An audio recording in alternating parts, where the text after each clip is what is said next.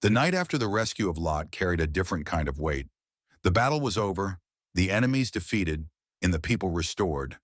Yet Abram stood in a moment that held more danger than the battlefield.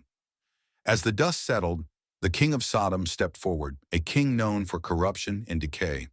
He offered Abram the possessions recovered from the war and asked only for the people in return. The offer sounded generous, yet it carried a hidden claim. If Abram accepted, the king of Sodom could declare that he was the one who made Abram wealthy, tying Abram to a dark city and a darker reputation. Abram felt the pull of the moment. His men were tired, the journey had been long, and wealth would have eased the strain. But Abram lifted his hand toward heaven and declared that he would take nothing that belonged to Sodom, not even a thread or a sandal strap. His trust belonged to God alone, and he refused to let any earthly king take credit for the blessings of the God who called him. Standing nearby were three men often forgotten by history, men named Aner, Eshcol, and Mamre. They had walked with Abram into the night battle and risked their lives without hesitation. They were not part of the promise spoken by God, yet they stood with the man who carried it. Their loyalty shaped the victory, even though their names appeared only briefly in Scripture.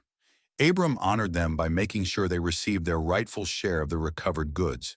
He refused rewards for himself, but he would not deny his companions what they had earned. In this moment, Abram showed that leadership meant integrity, fairness, and honoring those who stand beside you in uncertainty. When the kings departed and the camp quieted, Abram carried a burden that no one could see. The rescue was successful, yet Lot would soon return to Sodom, a place filled with danger.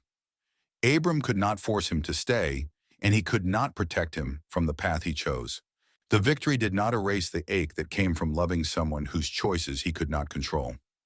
Abram walked back to his tents with the quiet weight of a man who had fought for family and now had to release him again. He trusted that God would continue guiding Lot, even when their paths separated. Genesis 14 ends with the truth that the battles we fight are not always the heaviest part of the story. Sometimes the real strength is shown in refusing an offer that compromises your calling, honoring the people who stand with you, and letting go of those you tried so hard to save. Abram walked forward in faith, trusting God with the victories, the people, and the burdens he could not carry alone.